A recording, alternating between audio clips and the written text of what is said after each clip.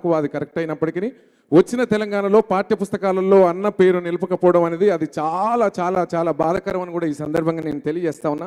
ముఖ్యంగా నాది నల్గొండ జిల్లా కాబట్టి నాకే సత్యన్న ఇట్లా ఉన్నాడు ఇంత పెద్ద, నాకు పృథ్వీ అన్న తెలుసు కానీ పృథ్వీ అన్న అంటే వాళ్ళ ఎమ్మెల్యే వాళ్ళ ఫాదరు ఆయన ఒక మంత్రి కొడుకు అన్న సంగతి నాకు కూడా చాలా చాలా రోజుల తర్వాత మన ఎస్సీ వర్గీకరణ ఉద్యమంలో కృష్ణన్నతో తిరుగుతున్నప్పుడు తెలిసింది నాకు. ఇన్ని రోజులుగా నేను గాయకుని ఉన్న నాకే తెలియనందుకు నాకే బాధ అనిపిస్తుంది. అంటే ముందు ఎందుకంటే సత్తన్న వచ్చినటువంటి తీరు కానీ ఆయన పరంపరనే గద్దరన్న కానీ విమలక్క కానీ గోరెటి వెంకన్న కానీ సుద్దాల అన్న కానీ అందశ్రీ కానీ చాలామంది చాలా గొప్ప గొప్పలు ఆ తర్వాత సత్తన్న తర్వాత తరం నుంచి వచ్చినటువంటి వాళ్ళు ఉన్నారు. వాళ్ళు నాకు తెలుసు వాళ్ళని ఆదర్శంగా తీసుకొని అక్కలాంటి వాళ్ళని ఆదర్శంగా తీసుకొని నేను గొంతుని గద్దరన్న లాంటి వాయిస్ని తీసుకొని నేను గాయకునిగా మీ ముందు నిలబడ్డందుకు చాలా గర్వమే అయినప్పటికీ మాకన్నా మా గురువుల కన్నా ముందు వాడిని దాచిపెట్టడం తప్పు అని కూడా ఈ సందర్భంగా మరొకసారి నేను గుర్తు చేస్తా ఉన్నా.